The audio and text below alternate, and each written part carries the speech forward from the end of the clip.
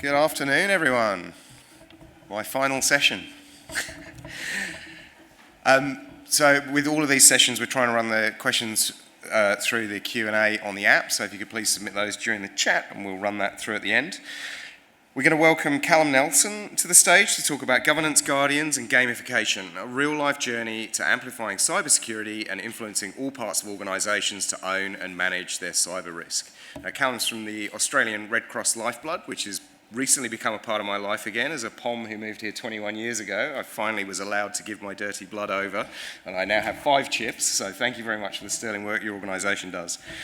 Callum is the CISO for Australian Red Cross Lifeblood, where he leads the cybersecurity team, which ensures the safety of Lifeblood's important work, enabling life-giving donations for life-giving products. Callum is passionate about developing teams and positively impacting culture, and has done this at Lifeblood for the past 4 years, with a highly engaged team, continual security uplift, and a culture of security throughout the entire organisation.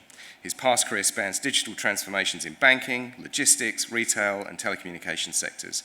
Callum is a regular speaker at industry events and a recipient of various industry awards. I'd like you to welcome him to the stage. Thanks, everyone. Thank you for having me, and thank you for sticking around for the last session of today. I'm just going to find a clicker. Here we go. I'm going to talk a little bit today about governance, actually not that much about governance. It just started with G and it kind of fitted the other ones. But we're going to talk about some guardians, gamification that we've done, and really what we've done at Lifeblood to try to get the business to own cyber risk. So it's not just us as a cyber team that's really owned that. Tiny little bit about Lifeblood. Most of you know us as Australia's blood service. We have about 500,000 active donors, about 1.6 million donations in the last year. 4 processing centres, thereabouts 100 donor centres, and about 8,000 litres of human breast milk donated last year. We don't just do blood, lots of other products coming in that space as well. We're concerned mostly about 2 things. One, protecting our donor data so that our donor data stays safe, the donors keep trusting us, and we'll keep coming back and donating. And then the other one is our systems staying up, working, and not being the subject of a cyber attack. I'm going to start with a little question, which is basically who owns cyber risk in your organisation, or who do you think should own cyber risk within your organisation? It's getting late in the day, but I'm going to ask everyone if they can maybe please put up their hands for A, is it the cybersecurity team today? Should it be the cybersecurity team? And for B, is it business units? Oh, that's awesome. Oh, you guys actually don't need me. That was mostly B. So if it's A, this is what your CISO looks like. It's a really stressful job. It's a horrible job if you're doing something that you need to move all of your metrics that are yours and yours alone, but you need the business to do stuff to move them. They're not going to get moved. And it's a consistent theme that's come up through lots of the talks that it needs to be a shared risk. If you've got the business units on it, much happier. And through this talk, we're going to kind of go through a journey of how we've done some of that. But once you start to move that across to business ownership, your business units feel far more empowered to make a decision, and you start to get risk into that decision-making triangle there. So it's not just a cost-benefit decision that your business is making, it's a cost-benefit and risk decision that they're making in there. And the cybersecurity function starts to become, we always talk about like being trusted advisors, but I think the really big thing is that you're getting invited into the tent and you're being actively asked, how can I make this thing that I'm doing, how can I make it more safe? Your cyber teams and your dev teams also become aligned, so cyber doesn't become the group in there that keeps saying no to your dev, you can't do this. And there's a whole lot of less friction, so your cyber team becomes liked amongst the organisation. What we'll talk about today is our journey to democratising. Democratising is something that we kind of stole it from a vendor who talked about democratising cybersecurity, but it's really just spreading it out and getting everyone to own that cyber risk. Cyber risk as a business priority is a really big one. Becoming a lovable cyber team, I actually talk about that at the end of the presentation, and how we then engaged all of the business units, the exec and board, the ICT and dev teams, and then some lessons learned. And hopefully I'll leave you a tiny little bit of time for questions as well. So cyber risk as a business priority. I see within our organisation and a lot of organisations, there becomes this disconnect between what the board and exec say is their priority and then what middle management understand. And cyber risk is one of the big areas that happens. There's probably not a board in Australia today that doesn't have cyber risk on their agenda. And there's not a CEO who doesn't understand that his cyber risk or her cyber risk is really important to the organisation. But when that filters down a couple of levels, that often gets a little bit lost in translation, and it comes back to just that cost and benefit. What's my cost of my product? How much of it am I going to sell? So there gets to be like a little bit of that disconnect in there. How we've resolved some of that at Lifeblood is by starting with a really simple question. And what that question is, would you prefer a system outage that was caused by change, capacity, or human error? Or would you prefer a system outage that was caused by a cyber attack? And that's a pretty easy one for people to answer, because they're always going to say, I will take the one caused by change any day. Don't give me the one that's caused by cyber attack, because causing it by cyber attack, I've got a group of bad guys that are trying to make it worse all the time. The one caused by change, I've got a whole group that's trying to make it better. So that one's an easy one to answer. The follow-on question from that is then, cool, okay, so how many of them would you take? How many incidents caused by change, caused by human error, would you take to avoid just one single one caused by a cyber attack? We posed that to our board and exec. We didn't push them to try to get to a number, because I don't think the number is the relevant thing. What is the relevant thing is that the number is greater than one. And that's a really powerful message to then be able to take back to your tech teams and then kind of to your business units, and I'll talk about that in a second. But IT, or ICT, as we call it in our organisation, what that kind of got to is that security is actually more important than stability. And I'm going to sell that really easily to you guys, because we're a group of cyber professionals. But to sell that to IT was kind of hard, because as a CIO, I report up, or if I'm a CIO, I report availability metrics. I get beaten up when a system goes down. I report on incidents. And it's kind of a tough pill to swallow that security is actually more important. But if we go back to that question before, which one would you rather? I'd take probably 10 caused by change than I would one caused by cyber attack. So that's kind of saying that stability is more important. It starts to make that cost, benefit, and risk triangle very real to a dev team. On the business side's probably just a little bit different. And on the business side, where we started to go there is that we need some of the decisions to go back up to senior management. So when a business unit wants to do something that's inherently risky, we as a cybersecurity team point that risk out and then ask them the question of, do you think that the benefit you're after is worth raising the enterprise cybersecurity risk? So do we want to make the enterprise cybersecurity risk worse because of what you want to do? And that's something that often that individual product owner can't sign off. So we try to push that back up the line.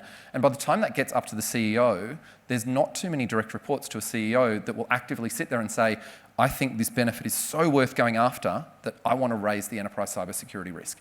So again, we're starting to push risk back on that decision-making agenda. And then how we did that. So how we then went, it's not quite that simple. You need to then do a whole lot of engagement with everyone around the organisation. What I'll take you through over the next couple of minutes is some of what we actually did. A lot of kind of examples in here, screenshots of things that we've actually done, and hopefully you guys can take some of them back to your own organisations. And apologies for the spelling mistake in this one, I used ChatGPT to generate all the images, and ChatGPT does a terrible job at spelling. And I don't know if anyone's used it before, it often misses a letter. It was really weird. And you can't get it to put it back in. Even if you go, no, spell it correctly, it still doesn't let you. So what we did, we had an interesting thing at Lifeblood. I've been in my role for 4 years. I got my role just before COVID hit. And we had kind of a decision to make within the organisation of, do I want to move forward building a cybersecurity team right up from not much, with people who knew lots about cybersecurity that I'd have to get from the open market, or do I want to cross-skill people internally? And we made a really active decision to try to cross-skill internally because it was going to build the relationships. Particularly, we didn't know at that stage we're going to go in lockdown for 2 years. We're from Melbourne. But I'm so glad that we did, because there's no way the same relationships would have been built between security team and dev team if we hadn't have tried to hire from internally. So cross-skill, demystify IT a little bit, bring some people into your IT team into your cyber team that have come from the rest of IT. Build that internal promotion culture, and it's also, we've found it's built really good, deep technical knowledge in our teams, particularly our cyber engineering teams, where we've taken networks people or infra people in. It's done really well to build those skill sets up. The other thing that we've done is we've got the devs to choose their own tools. And this has been sometimes hard for the cybersecurity team to say, actually, cybersecurity team, thanks for your input, but you're not the decision maker on this tool. We're going to give it over to the dev teams. We've done that for cloud security posture tools. We've definitely done it for our code review tools. And what we've found in there is that often, or not often, but one of the tools that we actually selected, we had a disagreement between security and devs as to what the best one was. So the dev team wanted something that did basically the whole dev's lifecycle, not just security. We would probably prefer the one that just did security, but ended up putting in the one that they wanted because they own it, love it, and it's their tool. It also needs to be kind of really easy to use. Devs don't understand security all that well. I wouldn't expect them to understand everything. I stole that from a vendor website, but one of the tools that we put in, a cloud security posture management tool, it gave a really clear view, and it gave the devs a view of the attack path and their AWS environments or their Azure environments that were far better than what they got from any other tool. So they started to use a security tool that they basically saw as their own. Likewise, for code review, the tool that we put in ended up not just doing security, as I said, did a whole lot of other things besides security as well. The other thing that we've done is tried to make cybersecurity fun and engaging, and just kind of, good fun to be part of. So not a whole lot of tickets. We don't do tickets in our vulnerability team. We do some tickets, particularly for urgent vulnerabilities, but for general vulnerabilities, we do not flood our team with large amounts of tickets. Instead, what we did is we built a game around it. We started it within cloud, and we listed every single one of the teams down, ran it for 2 months at a time, and the teams that reduced their high and medium cloud issues the most, inside the new tooling that we bought, every team logged on, they managed it inside the security tool, they saw their issues going down, they got to prioritise their own remediation because the dev team knows that far better. And then we gamified it, gave away prizes, and we actually gave away hoodies. There were a whole lot of hoodies that we got and grabbed from the vendor, gave them away to our cyber security teams, and it was really successful.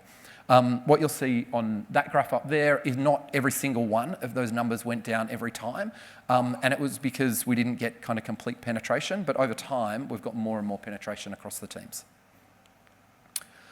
We've also run a Cyber Champions and Guardians program. Champions started up quite some time ago, which was kind of this informal thing. Come along, you want to learn more about cybersecurity, want to be one of the cool kids, come into our Cyber Champions. Guardians is something that we're just starting up now, based loosely off Amazon Guardians. I'm sure if you haven't seen the Amazon Guardians program, definitely have a look at it, but with more set accountabilities and embedding those into teams.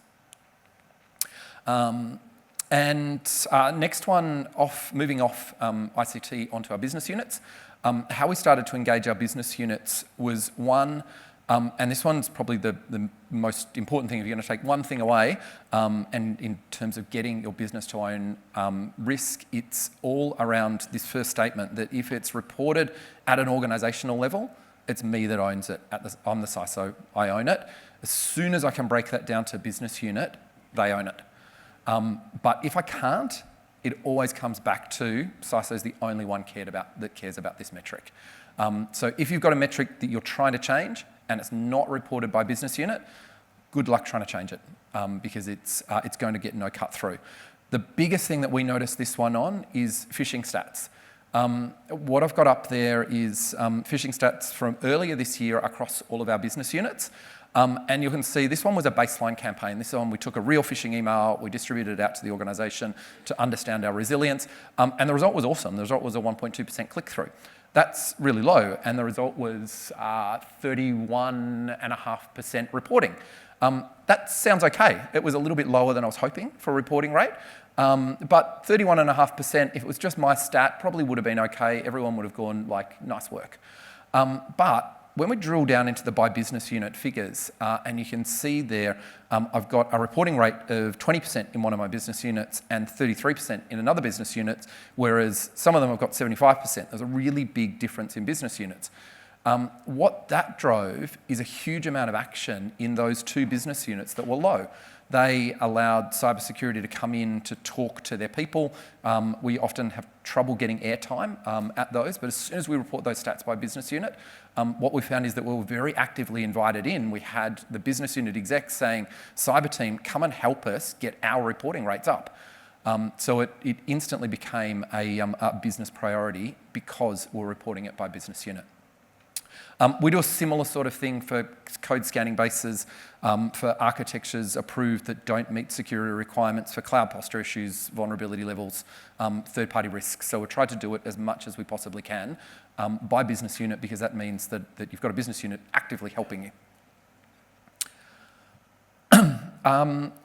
Education we've talked about lots up here, and we've tried very hard. We've got a very dispersed workforce.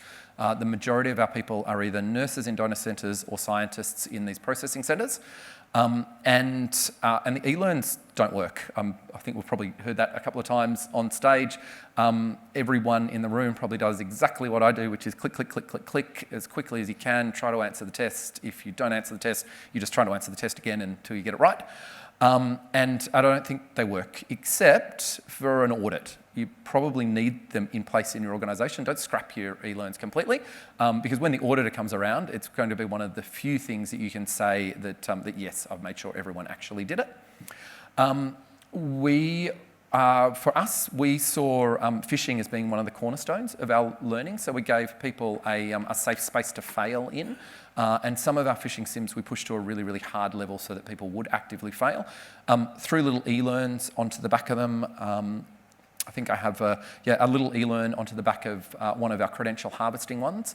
And for the small number of people who clicked through a phishing email, then went through and had their actually entered a credential or entered something in the credential page, they then get a little splash screen e-learn that comes up, informs them about it. We also ran these things called Cyber Bite sessions, and we run one a month here. And at those, we just talk about at home. We don't talk about at work at all, really, because again, and it was on the stage just before, at work, they think it's my problem to look after cybersecurity. At home, they see it all as themselves, their own responsibility. So teach them about it at home, they'll just bring it back into work. The other thing we've done is when we take stuff to the board, we disseminate that down to the business units. And what that's allowed us to do is get stuff to our business units that would never normally get into a business unit update. Something like the threat landscape. This was a 6-monthly report that went to the board earlier this year. We did a little brief to the board around what the threat landscape in Australia looked like. We've been invited into business units to do that same threat landscape, basically talk. And it's been really good. People have learnt from it. People actually like to hear what's going on. Gamification, again, has happened loads in our business units, mostly around phishing. Phishing we've made really, really fun within the organisation, or tried to, as fun as phishing gets. And some of the emails that got a really good response, one was a Taylor Swift tickets email. So your manager sent you an email saying, a friend of mine's got 2 Taylor Swift tickets, trying to sell them, go click on this website if you want to get them.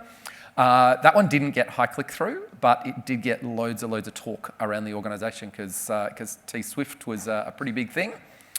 The one that got an embarrassingly high click-through, I won't tell you the number, but it was as hard as, it got as high as some of the ones that looked exactly like our internal training templates, but was a lost puppy near our building. So if you're, I hope that no attackers get onto this because this one will get us all. We had a very large number of people click through the lost puppy email, which then took them through to again, one of those little splash screens, really cute puppy on it that said, like, don't fall for this in the real world.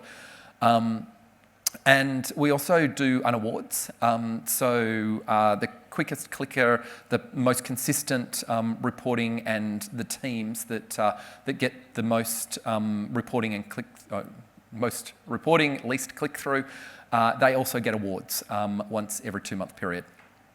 And then a little exec leaderboard, and we've broken that down to business units as well. That did have all of the names of our executive team members. Stephen's our CEO, the name that I left on there. And what we can see in the 6 months that we reported that, Stephen didn't click once. He was in our Zero Clickers Club. But he only reported 2 emails. In there where some of his colleagues reported 5 of the 5 that got through to them. Some of them had some failures in there as well.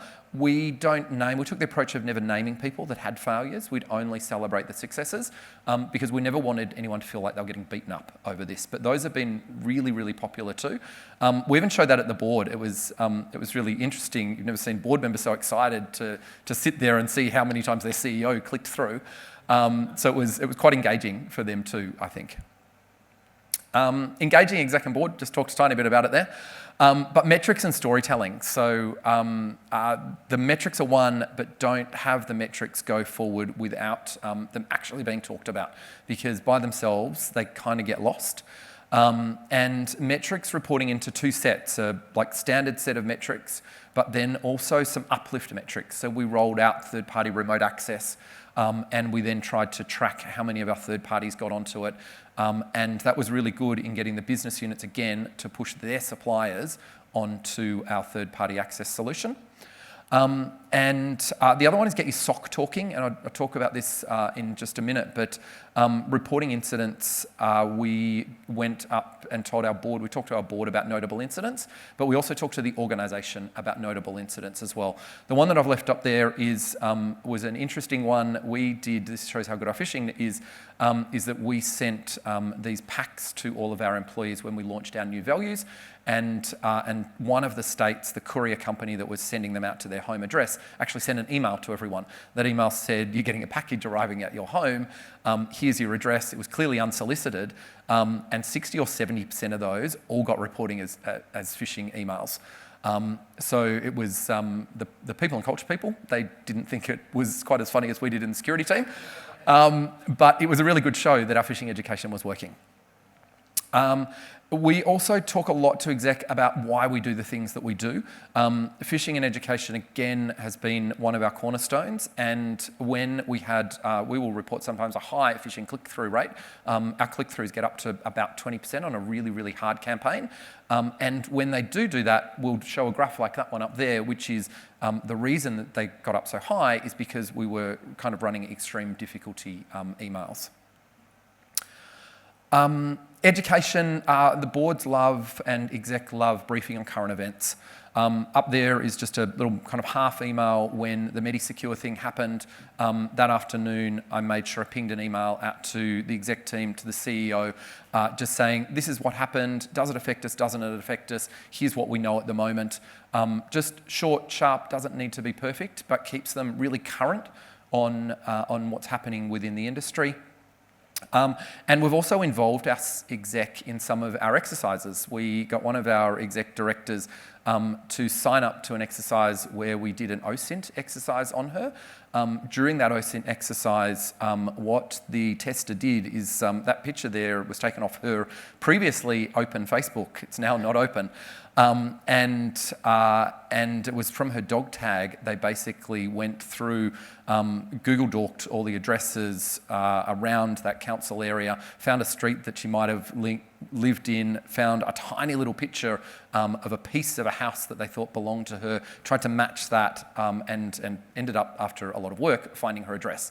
Really freaked her out. We talked the whole organisation through exactly how it was done, and that engaged exec, but then that exec became a really big champion for cybersecurity within the organisation. Last little section, or second last before some learnings, becoming lovable as a cyber team. It's kind of what everyone wants to do. Everyone likes to be liked.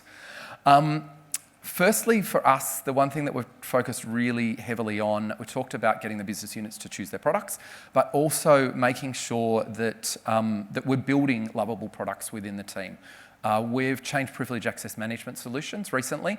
Went from one that was pretty horrible, everyone hated, went to one that was going to be okay, and also had a remote vendor access module. What we found is that the remote vendor access module, everyone really liked. So we ended up buying some extra licenses for that, and we're using that internally. Then our internal teams are basically really liking that as a tool, and we really listened to their feedback in putting it in, and it's turning out as we roll that out that we've got a lovable privileged access management system. Never thought I'd ever have one of them in my career. Getting the teams also involved in basically the selection is a really big thing as well. So if you've got your dev teams and the rest of your IT involved in your tool selection, it doesn't just become a behind closed doors security thing that we do. The other thing that we've got in place is security consultants. Our security consultants work with every project, they work with every agile release train, and they try to make security as easy as possible, and again throw it over to that project team to manage the accountability around it, but try to make kind of the front door into security an easy place to be.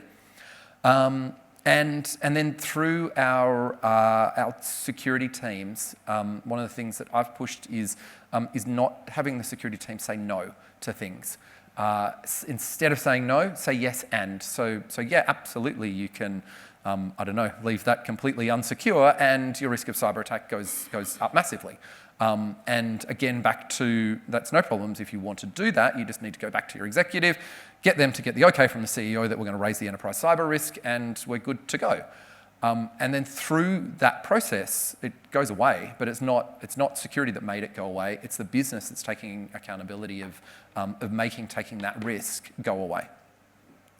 There was just a little screenshot of our loved privilege access management tool, although you can't tell much because I blanked most of it out.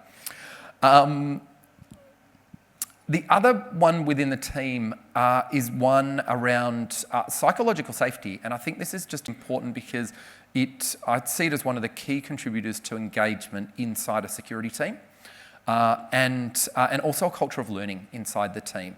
So psychological safety, and this is probably could stand up here and do a whole 40-minute talk on it, but two simple ways we've done that. One is tell the team everything.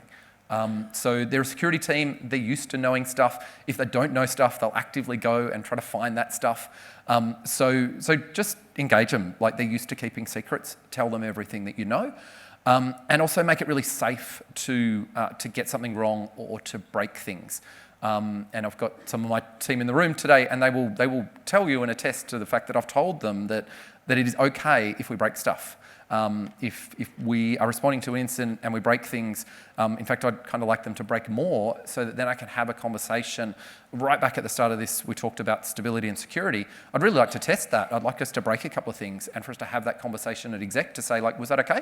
That we shut that down? Could have been a security thing. How do you want me to act in the future? So make it really okay so that the teams feel empowered to take action.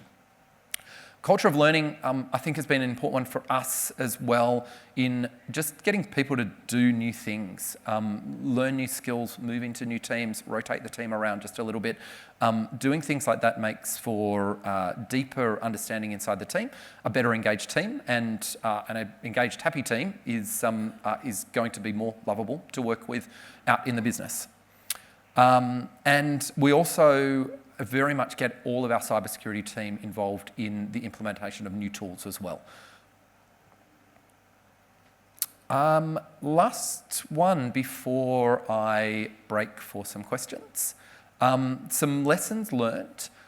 Probably the biggest one for me is that we built a lot of this iteratively. So 4 years ago, I didn't set out with this as the vision, here's where we're going to head to. I think it would have been really cool for us to have done that, to say that we are democratising cybersecurity, we're going to put it in the hands of the business, we're going to get devs to own their own security. That's something that has been evolved over the journey. So it would have been nice to have like that light on the hill so that everyone was aligned to it. I think we would have had a quicker journey in doing that. The other one is that over time, and I'm sorry I don't have the answer for this one, but over time we have become a bit tangled in metrics. In giving stuff to the business, let the business look into a metric, and then the business then starts to question that metric, and we've got a little bit tangled in it. It's probably been really good in testing our metrics though, because the business has put a different lens on them, but we have got some tangled in the way. So if anyone can help me solve that one, love to hear more. And for us, the other one is having a supportive organisational culture. I'm under no illusion that that's helped a lot in this journey. If it was a really combative organisational culture, the journey would have been far, far harder. So that's definitely been a really big win for us and might not be applicable in every organisation. And then the last one, just because I didn't know exactly where to fit this one, but the SOC within your organisation, if it's not a noisy place, it needs to be. Because the SOC is kind of where all the war stories live, and those are awesome stories to share around the rest of the organisation. I find often inside a SOC, an incident's treated quite confidentially, and we tend not to share it out. But those incidents often show where a vulnerability is, show the exploitation path to a vulnerability, and as soon as you take any vulnerability through to exploitation, people actually listen about it. And so they're really, really good stories to share. So do try to get your SOC talking, get them to share like the threat intel across the business, the actual areas that we've had compromise, how we've dealt with it. It's also made our board quite confident. We talk notable incidents at the board every month because it does make the board quite confident that even though we might have a vulnerability exploited, we've dealt with it really quickly, and then we've followed a path to make sure it doesn't happen again. So it's been really, really useful to bring some of those stories up as part of the storytelling. I am going to pause there to see if we have any questions. Fantastic. Thanks, Callum. We do have a few that have been submitted. I'll go with a self-serving one of my own first. Do you have any advice on how someone who is currently not a CISO can bake some of these concepts into a small but fast-growing scale-up? Because a lot of this is about bigger business units, bigger organisations, but I want to lay this bedrock now. I think you could do it at a small scale. We're not huge. We've got 4,000 odd employees, but I suppose we're not tiny. I think the biggest thing is at a smaller scale, it's just getting like that business buy-in. It's still that same triangle with risk inside it. Actually, one of the things I didn't talk about that was in here is sometimes you do have to get a little bit techie with your non-techie people. And I think that's the same at a small level too. I'll have reasonably technical conversations with our board. Under a prior CEO, she used to freak out and say, like, Callum, the board's not technical, you can't talk like that. And I'd sit there and say, but no, we have to talk like that because they need to understand cybersecurity. Cybersecurity is a technical thing. I can't just make it completely non-technical. And that the education level in the board or the education level in the exec needs to rise. I'd say that's probably the key thing in a smaller organisation too, is make sure that that your business partners are also, like, you're raising the bar on their technical education as well. That leads nicely into a pair of questions actually from Casey and Mayu, who've asked, how do you cross-skill staff and give them cyber skills? Are there in-house programs, or did you use an external? And Mayu's question was, how do you get business to own security if they don't really understand it? Security risk, sorry. I think a big part of it has been getting them to understand it, because if they don't understand, it's difficult for them to, you can't just say there's bad guys coming and you need to watch out for them. There needs to be like a logical path drawn to the work that you're asking them to do, and the only way that you can draw that logical path is get them to understand cybersecurity a little bit or understand some of the technical. We didn't use lots of partners in fact, we haven't used lots of partners for most things. We outsource the majority of our pen testing, but pretty much everything else is done in-house. And I actually haven't seen a partner that does a good job at taking a holistic approach. And I think the reason for that is that it's very specific to your organisation. It's difficult for a partner to come in with an accelerator and do a holistic job. So my recommendation probably is do it internally.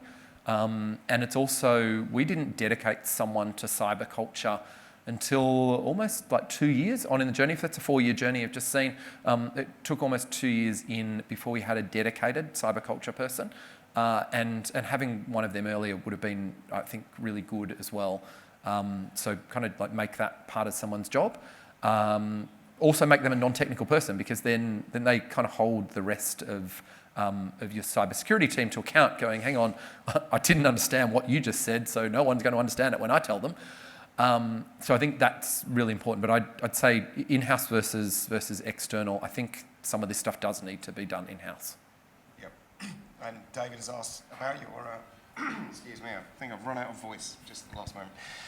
Your liaison consultants that work with the projects and operational teams, do you look for people from a technical background or generally non-technical, or is it really about communication? We have 2 within our organisation. One has fairly recently come into the role, and one's been in it a long time. Both are semi-technical. I'd say the one that's been in the role the longest is a technical person that had gone into more of a consulting type path. The other one that we've got is someone who used to be one of our project managers. When we moved Agile, he became one of our Scrum Masters, did a whole lot of work in certifying for a whole lot of study in cybersecurity, a whole lot of hanging around our teams. So for 2 years, he was with our teams, not in the consultant position, and then moved across into the consultant position. He came in with a really good background because he understood project delivery very, very well. And then could take like the delivery professional lens to consulting into those groups, and so I think there's lots of paths to that role, but I don't think I'd make it a super technical person. It's someone that can again more speak to like real humans, and provide that consulting type approach. Awesome. As a veteran pen tester, obviously compelling events can be a great driver for change, and a slightly difficult question, but Ben has asked if the data breach in 2016 helped or hindered adoption of the engagement program and these improvements that have clearly taken. It helped loads. So I was lucky. I joined the organisation post data breach, and so we had an exec and a board. And again, this is maybe a little bit of that disconnect, but we had an exec and board who thought cybersecurity was a really, really big top priority. There was a learning for us, though, that came out of that is that post-data breach, what we did is we ran a big project. What that big project looks like is, I don't know, lots of auditors came in and told us all these things to do. So there's a big list of like 100 odd things to do. That big project went away into a corner, did those 100 odd things, and said, we're finished. And we said, okay, board, we're finished. That was about the time, at the time they said they were finished is pretty much the time that I joined the organisation. But what that big project had done is really hadn't left behind an operating model and left behind a big security team that was well functioning. It had put in a whole lot of tools at like a scratch the surface type level, but it hadn't really operationalised things and worked on that operating model. So the big learning for me there is really was that really big security like project transformation doesn't work if you just do the system side of it. You need to do the people and process, and then you also need to leave behind the people and process that run and look after the systems. That I won't go to the exact numbers, but the team is like scales bigger today than it was at the end of that when that project had finished. And since then, we've actually ripped out almost everything that it put in and replaced that with technologies that work better together.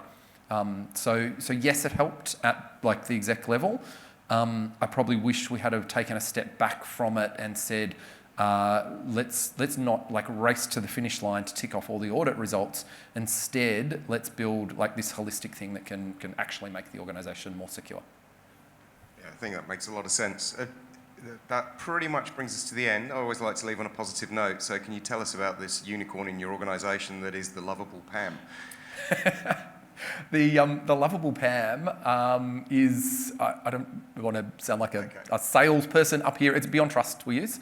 And the module of it, there's two bits of it. One's the privileged access management solution. One is what they call remote privileged access management, RPA, or remote private access, privileged access, RPA, and it was a vendor acquisition that they made, but it looks exactly like an RDP manager. And so for all of your devs or infrastructure people or anyone who has their own little RDP manager that's probably not sectioned, it looks a whole lot like one of those, and it's been really seamless for them to go across from it. We've put in processes that they can update everything that goes in it for themselves, and it's just been really, really well liked. I think that Beyond Trust are folding it right back into the product now. Some of it's been based on the feedback that we've given, but we had an unheard of thing. One of our really big vendors that's probably our second largest like outsourced tech vendor or vendor supported infrastructure inside us. They had a meeting with our CIO the other day. She came back from that meeting saying, like, oh wow, I've never thought this would happen, but that vendor, they've just complimented me on the new way that they can get into our environment. They don't have to VPN in, and they love this thing so much more. And thank you so much for putting it in. So I nearly fell off my chair. I didn't think, and they're the hardest to deal with vendor. They're a really, really difficult to deal with vendor. Normally don't like any of the controls that we put in place. But they made a specific point to say, like, thank you so much for putting this in. We love it. Awesome. Fantastic session. Thank you for sharing such excellent insights. And can everyone please give Callum a round of applause? No worries at all. Thanks, everyone.